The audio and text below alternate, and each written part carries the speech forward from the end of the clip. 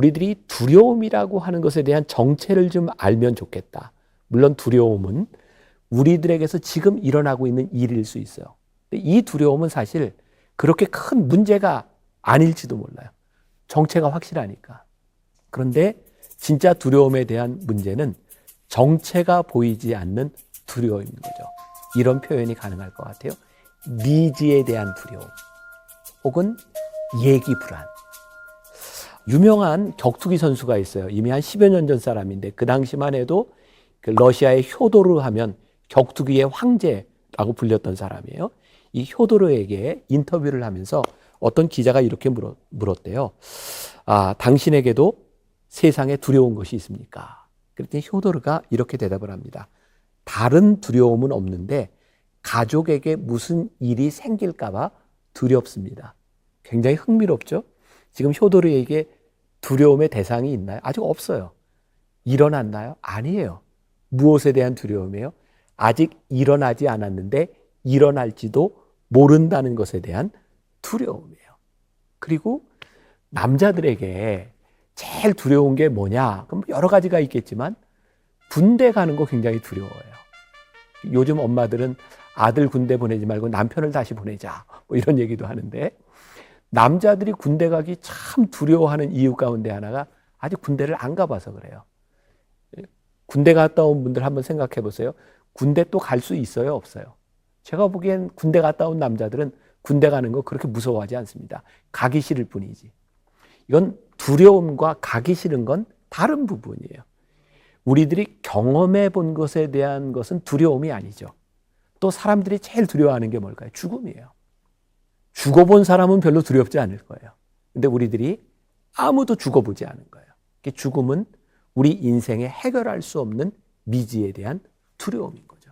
결국 두려움이라고 하는 것은 우리들에게 실체에 대한 부분이 아니라 우리들이 경험하지 못하고 알지 못한 미지에 대한 것, 그것이 두려움의 정체일 때가 참 많이 있어요. 자, 그러니 두려움은 현재 일어나고 있는 일보다 일어나지 않은 일, 일어날 일에 대한 두려움. 문제는 그 두려움으로 인해서 우리들이 현재의 삶에서 평안을 누리지 못한다는 거예요. 두려움의 무서운 것은 두려움이 우리들의 삶의 평안을 빼앗아 간다는 것이죠. 자, 신앙적으로 볼 때 이 두려움이라고 하는 문제는요, 하나님과 우리 사이에 큰 문제를 야기시킵니다. 뭐냐면 두려움이 찾아오면 하나님을 믿는 사람이 하나님을 순종하는 게 쉽지 않아요. 신기하죠? 하나님을 믿는데 두려움이 찾아오면 순종하는 게 쉽지 않다. 자, 디모데후서 1장 7절에 사도 바울이 이런 얘기를 해요. 하나님이 우리에게 주신 것은 두려워하는 마음이 아니요 오직 능력과 사랑과 절제하는 마음이니. 그게 영의 아들 디모데에게 편지를 하고 있는데 여기도 가만히 보면 그런 거예요. 지금 영의 아들 디모데가 어떤 감정이 있어요? 두려운 감정이 있는 거예요. 그러니까 사도 바울이 디모데에게 야, 그 두려움은 하나님이 주시는 감정이 아니야. 하나님은 우리들에게 능력과 사랑과 절제하는 마음을 주셔. 자, 두려움의 정체, 하나님이 주시는 게 아니다. 우리들이 아직 일어나지 않는 일에 대한 미지에 대한 두려움을 가지고 있는 것이다. 자, 다시 이 성경에는 정말 늘 등장해야 되는 이야기가 몇 가지 있는데 그것은 홍해 사건, 그리고 가데스 바네아에서 정탐꾼을 보낸 사건. 이것은 뭐 그 성경의 굉장히 핵심적인 메시지를 우리들에게 전해주고 있어요. 자, 12명의 정탐꾼, 가데스 바네아에서 가나안 땅을 보고 오죠. 이 사람들이 어떤 사람이에요? 가데스 바네아에서 정탐꾼을 보냈을 때는 출애굽한 지 1년밖에 되지 않았을 때예요. 그들의 기억 속에 홍해가 갈라진 일이 생생하게 있어요. 또 마라의 쓴물을 단물로 바꾸신 하나님의 역사가 생생하게 살아있어요. 그들이 그 생생한 그 믿음의 기억을 가지고 가나안 땅에 가서 그 땅을 보죠. 그리고 성경을 쭉 보면 우리들이 알 수 있는 것 중에 하나가 사실 그건 정탐이 아니에요. 이미 하나님께서 가나안 땅을 주기로 약속하셨고 그들이 그 약속을 확증했으면 그 약속을 받는 일이었어요. 이미 하나님은 그 땅을 주시기로 작정하셨던 거죠. 그러니까 하나님의 약속이 이미 거기 있어요. 근데 12명의 정탐꾼들이 그 땅을 딱 보는데 하나님의 약속이 있었는데 그들에게 찾아온 감정이 뭐냐면 두려움이에요. 뭘 봤어요? 장대한 가나안 족속을 딱 보는 순간 두려움이 훅 하고 들어와요. 두려움이 들어오고 나니까 하나님의 약속을 잃어버려요. 그러니까 하나님이 그 땅을 주시겠다고 약속했는데 약속을 잃어버리니까 순종이 안 되는 거예요. 두려움은 하나님의 약속을 잃어버리게 하고 하나님의 약속을 잃어버리면 불순종하게 되는 거죠. 이게 도식적으로 이렇게 가요. 그럼 반대로 생각해 보세요. 우리들이 하나님께 순종하면 하나님의 약속을 의지하게 되고 하나님의 약속을 의지하면 두려움을 이길 수 있어요. 이렇게 가느냐, 이렇게 가느냐에 대한 문제인 거죠. 하나님의 약속을 잃어버린 사람들, 두려움의 정체는 필연적으로 낙심을 낳아요. 여러분들 보세요. 여러분들에게 두려움이 찾아왔습니까? 두려움이 딱 찾아오면 낙심이 됩니다. 우리가 두려움의 정체를 알고 두려움을 이기면 낙심하지 않겠다는 말이기도 하죠. 그리고 또 두려움의 정체 가운데 하나는 이게 전염성이 있는 것 같아요. 내가 자꾸 두렵다 그러면 상대방도 두려워져요. 혹시 여러분들 공포 영화를 봤던 기억이 나나요? 극장에서 보는데 진짜 무서운 건 영화가 아니에요. 영화를 보고 옆에 있는 사람이 으악 소리를 지르면 그때부터 진짜 공포스러운 거죠. 두려움이 참 묘한 거예요. 미국의 루즈벨트 대통령이 경제공황을 지나갈 때 유명한 말을 하죠. 대국민 연설을 하면서 국민 여러분, 우리가 이 시점에서 정말 두려워해야 할 것은 바로 우리가 두려워한다는 사실 하나뿐입니다. 우리를 믿고 투자하고 열심히 일해 주시기 바랍니다. 이렇게 미국 대공황을 극복하는 데 있어서 루즈벨트가 강연했던 걸 두려워하지 말라는 거예요. 이번에 우리는 이 코로나 사태를 통해서도 그런 거 벌써 경험했잖아요. 이 코로나로 어떻게 될지 모른다라고 하는 것 때문에 사람들이 사재기를 하고 생수를 사가고 그런 것 때문에 공황 상태에 빠지게 되는 거죠. 두려움은 공황 상태로 우리를 비이성적으로 만들어주기도 합니다. 자, 그러면 두려워하다라고 하는 말의 반대는 무슨 말일까요? 두려워하지 않다? 아니요. 두려워한다는 것에 대한 반대는 믿음입니다. 우리들에게 믿음이 있을 때 두려움을 깰 수 있죠. 자, 다시 한번 시편 27편 1절을 봐요. 여호와는 나의 빛이요 나의 구원이시니 내가 누구를 두려워하리요. 여호와는 내 생명의 능력이시니 내가 누구를 무서워하리요. 시편 27편은 두려움을 경험했던 한 경건한 사람 다윗 왕이 쓴 신앙의 고백이죠.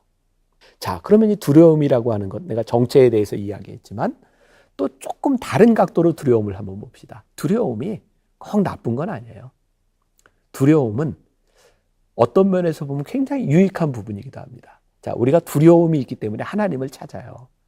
두려움이 없으면 우리는 하나님을 찾지 않을지도 몰라요. 또 두려움이 있기 때문에 사실 우리는 조심하게 되죠.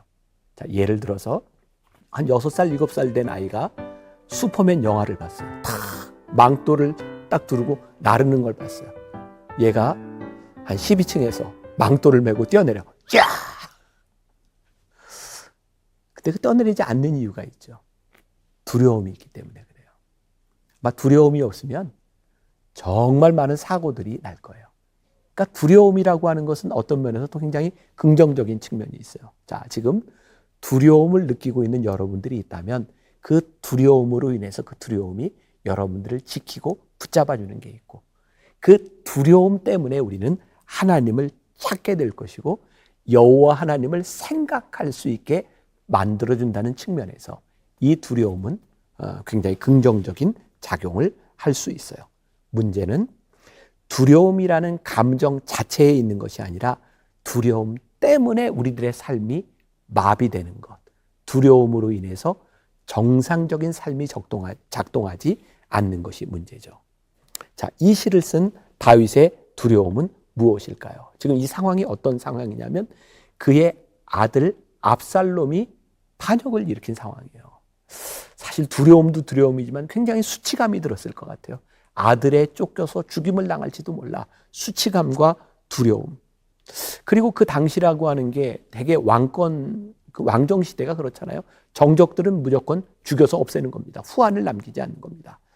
아들에게 쫓기는 두려움, 수치감 플러스 죽을지도 모르는 그런 상황이죠. 그런데 지금 쫓겨나는 다윗이 어떤 상태일까요? 이 사건이 있기 전 성경을 조금만 거슬러 올라가면 다윗 왕의 범죄함이 나오죠. 밧세바를 범하고 범죄했어요. 더 중요한 것은 그 범죄한 이후에 다윗은 회개하고 침상이 젖도록 통곡하고 그는 경건한 하나님의 사람이 되었을 때입니다. 지금 다윗에게 찾아온 이 일은 다윗이 그 어느 때보다도 하나님 앞에 철저하게 회개하고 영적인 상태에 있는 다윗에게 찾아온 일이었어요. 그러니 이 두려움은 오늘 신앙생활을 잘하고 있는 우리들에게도 어김없이 찾아올 수 있는 것이다.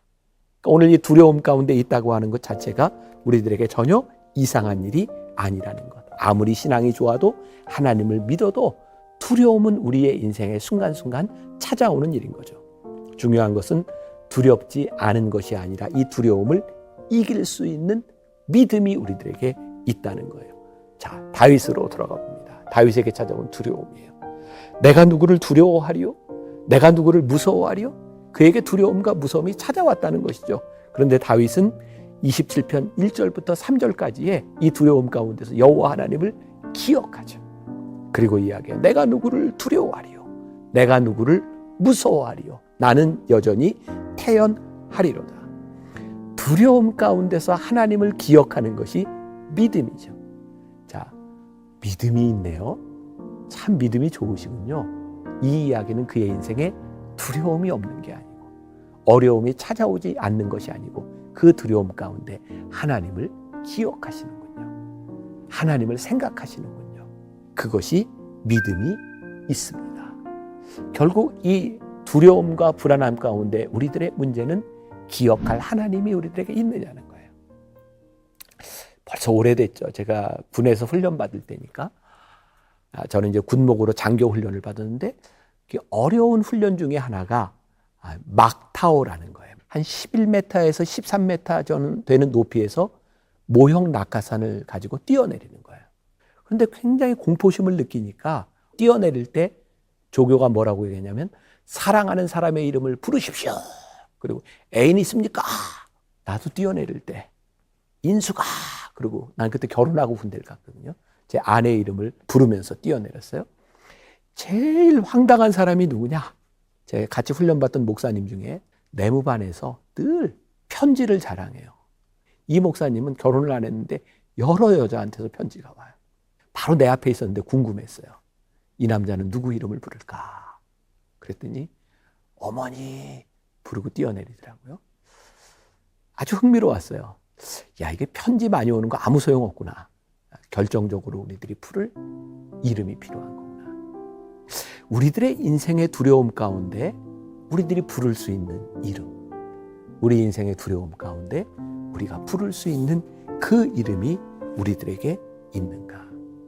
중요한 것은 다윗이 그 하나님, 내가 누구를 두려워하리요? 라고 이야기하는 그 하나님이 나의 하나님이었다는 거예요. 자, 시편 27편 1절 여호와는 나의 빛이요 나의 구원이시니 내가 누구를 두려워하리요? 여호와는 내 생명의 능력이시니 내가 누구를 무서워하리요? 그래서 이 신앙과 이 믿음에 대한 문제는 절대로 객관화할 수 있는 게 아니에요. 누구의 이야기로 설명 가능한 것이 아니에요. 이 하나님이 나의 하나님으로 고백되고 나의 하나님, 내가 두렵습니다. 나를 도와주세요. 하나님이 나를 사랑하십니다. 하나님이 나를 인도하십니다. 하나님이 나를 책임지십니다. 그분이 나의 빛이요 나의 구원이 되셨습니다. 라는 고백이 있을 때 이 두려움의 문제가 해결될 수 있는 것이죠. 자, 아마 요 강의를 듣는 여러분 중에 기독교 신앙을 가지지 않는 분들은 굉장히 합리적인 대답을 원하실지도 몰라요. 어떻게 합리적이고 이성적으로 설명해 줄 수 있을까? 근데 저는 이 두려움에 대한 문제는 설명은 가능하지만 합리적인 답은 없다. 우리들이 하나님과의 관계 속에 그분이 나의 하나님이라고 고백하지 않으면 객관적인 하나님은 나의 하나님이 될 수 없는 거예요. 내가 당신을 사랑해. 내가 여기서 얼마든지 사랑에 대한 감정을 설명을 해주세요. 사랑하니까 이렇게 되고 이렇게 되고 이렇게 설명할 수는 있지만 사랑하는 사람끼리의 감정을 느낄 수는 없어요. 그러니까 사랑이 상대화 될 수 있겠죠. 이 상대화된 사람은 아무리 사랑을 이야기해줘도 이 사람을 위해 죽지 못해요. 그러나 이 사랑이 우리 안에서 주관적으로 사랑의 감정을 느끼는 사람은 그 사랑으로 인해서 목숨을 내놓죠. 그러나 이 이야기를 보고 있는 사람이 그렇게 살 수는 없어요. 그러니까 하나님과 우리와의 그 인격적인 만남이라고 하는 걸 우리들이 옆에서 저 사람은 인격적으로 만났더니 이런 감정이더래, 그리고 두려움이 없어지더래, 다윗이 그랬어 라고 설명해 줄 수는 있지만 그 감정을 느끼는 건 결국 하나님과 우리들 사이의 사랑의 관계 속에 들어가는 거죠. 그리고 우리는 지난 2000년 동안 기독교 역사 가운데서 이 관계를 갈망하고 하나님 앞에 무릎을 꿇었던 사람들이 많은 경험을 했던 걸 우리는 알아요. 그러니까 우리도 하나님 앞에 갈급한 마음으로 하나님 저 만나주세요. 하나님 저도 그거 알고 싶습니다. 라고 우리들이 무릎을 꿇을 때 하나님과의 관계 속에 들어가겠죠. 그래서 여러분들에게 제가 이렇게 조금 권면하고 챌린지를 드리고 싶은 것은 두려움 가운데 누구의 하나님, 누구의 이야기로 답을 얻으려고 하는 것이 아니라 나의 하나님으로 부를 수 있을 때 이 문제에 답을 얻을 수 있다는 것을 생각하며 나의 하나님으로 고백할 수 있는 기회를 가져보면 어떨까? 시편 27편 5절에 여호와께서 환난 날에 나를 그의 초막 속의 비밀이 지키시고 그의 장막 은밀한 곳에 나를 숨기시며 높은 바위 위에 두시리로다. 다윗이 지금 이 시를 언제 쓰고 있다고요? 자기 사랑하는 아들에게 쫓겨서 도망갈 때 이 시를 쓰고 있는데 이 두려움 가운데서 그는 어떤 하나님을 고백했어요? 하나님은 환난 가운데서 나를 지켜주셨던 분이야. 그는 은밀한 곳에서 나를 붙잡아 주셨던 분이야. 그의 기억 속에 은밀한 곳에 있는 그 하나님을 소환해내고 있는 거예요. 그게 그의 믿음인 거죠. 믿음은 우리의 생각 속에, 우리의 삶 속에 계신 하나님을 소환해내기 시작할 때 그게 믿음으로 역사하는 거구나. 다윗은 그런 경험을 했어요. 사망의 음침한 골짜기를 다닐지라도 해를 두려워하지 않을 것은 주의 지팡이와 막대기가 나를 안위하시나이다. 두려움이 우리들의 삶 가운데 고개를 들 때 하나님이 어떤 분이신지를 묵상하는 것. 두려움을 이기는 방법은 하나님을 묵상하는 거구나. 하나님이 어떤 분이신지를 우리들이 아는 거구나. 그때 우리는 주님 안에서 평안을 경험해요. 아마 많은 신앙인들이 그런 경험이 있을 거예요. 정말 세상이 요동치는 그 어려움 가운데서 하나님 그 한마디 가운데 우리들에게 찾아오는 평안함이 있었어요. 이걸 무엇으로 표현해? 내게 강 같은 평화. 하나님의 평안이 두려움 가운데 들어오기 시작할 때 진짜 평안함이 있는 거죠. 두려움이 우리 가운데 밀려올 때 우리들이 찾아가야 되는 것은 어디일까요? 하나님의 전이에요. 하나님의 전을 사모하는 마음을 잃어버릴 때 우리들에게 두려움이 많이 있어요. 그래서 또 제가 하나 권면해 주고 싶은 게 있다면 두려움 가운데 하나님의 전을 찾아가십시오. 두려움이 우리들에게 밀려올 때 하나님의 이름을 외쳐 부르십시오. 하나님의 이름을 외쳐 부를 때 그것이 절규로 끝나는 것이 아니라 그것이 찬양이 되는 거죠. 자, 시편 150편 중에 70%에 해당하는 것이 비탄과 한탄과 원망의 시예요. 근데 시편, 영어로 psalm이라고 하는 이 시편을 우리들이 찬양이라고 기억하는 이유가 뭔지 아세요? 슬픔과 애탄과 비탄과 원망 가운데 시편 기자는 찬양으로 마무리를 해요. 여러분들의 두려움이 하나님을 찾을 때, 하나님을 기억할 때 찬양으로 마무리할 수 있는 것. 또 그런 생각을 해요. 하나님은 우리와의 인격적인 관계 속에서 무엇을 제일 기뻐하실까? 제가 부모가 돼보고 할아버지가 돼보니까 자식이 나를 필요로 하고 자식이 나를 부를 때, 우리 손녀딸이 나를 보고 웃을 때 제일 기뻐요. 하나님의 기쁨은 두려움 가운데서 우리들이 하나님을 부를 때 그런 상황이 상상이 되세요. 두려움 가운데 하나님 절규하는데 하나님이 기뻐하세요. 하나님이 우리를 안아주세요. 그 평안이 우리 가운데 넘치는 거예요. 제가 언젠가도 한번 소개했던 책 마크 브로갑이 쓴 Dark Cloud and Deep Mercy. 여러분들의 인생에 구름이 짙게 깔렸을 때 가장 깊은 하나님의 은혜를 경험할 수 있어요. 여러분들의 두려움의 순간에 하나님을 기억할 때, 믿음을 소환해낼 때 하나님의 은혜를, 평안을 경험할 수 있어요. 여러분들 가운데도 이 기쁨과 이 깊은 관계 속에 들어가는 분들이 있으면 좋겠습니다.